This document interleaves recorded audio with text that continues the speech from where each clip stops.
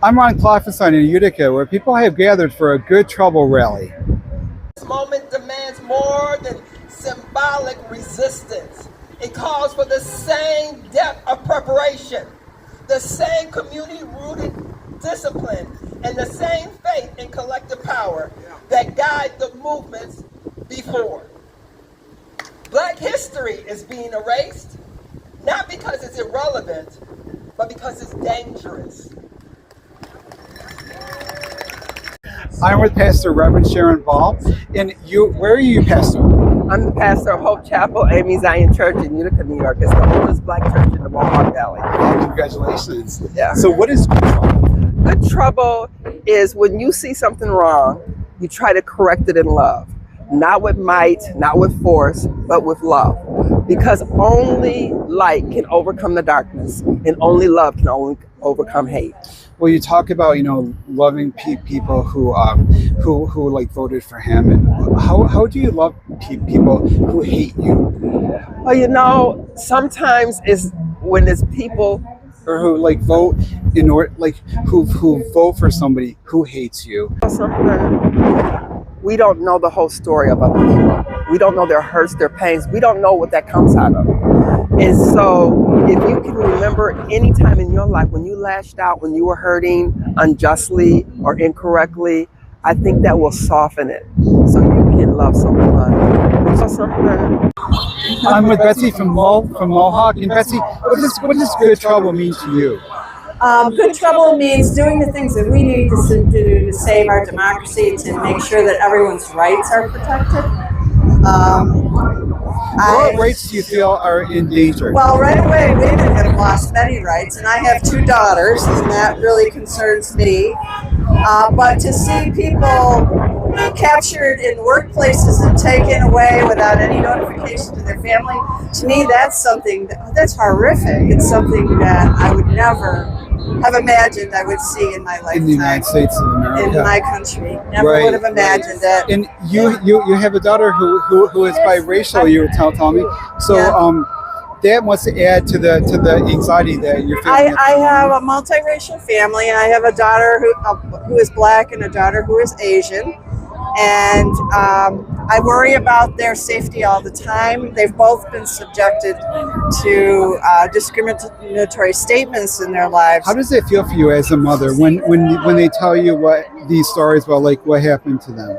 I can't even describe the emotion. I mean, one time my daughter called me, and I was at a human rights meeting in Albany, and she had just had people throw racist slurs at her, and I think that the floor fell out from under me that day.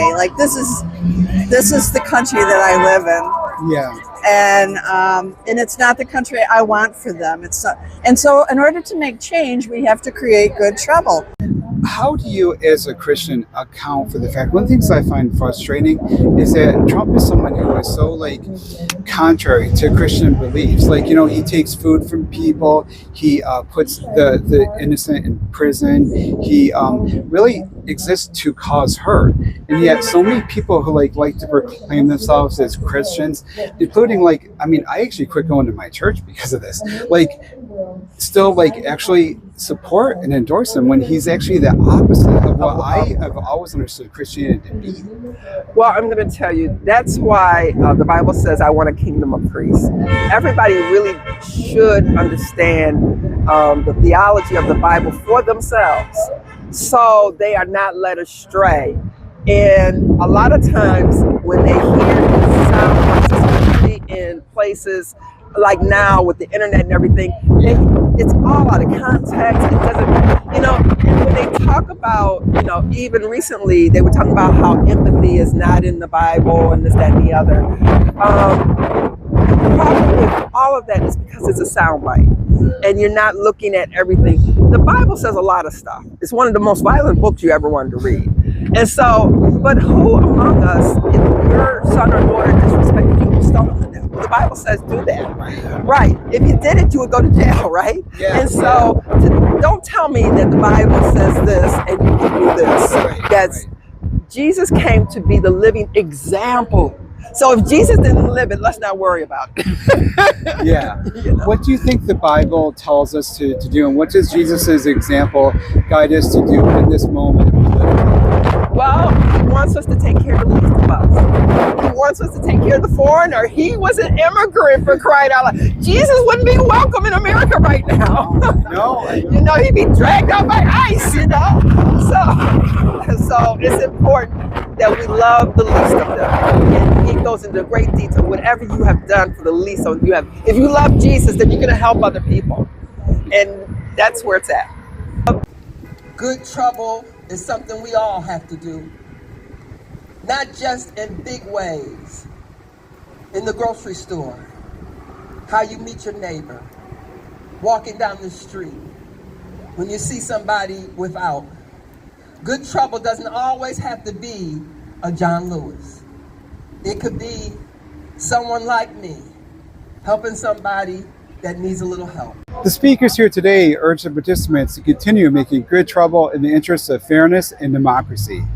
I'm Ron Klopfanstein in Utica for 95.5 FM, The Heat. This is Ron Klopfanstein. Meet me in the hot seat every Monday at 5 p.m. for Hot Seat Media Mondays on 95.5 FM, The Heat.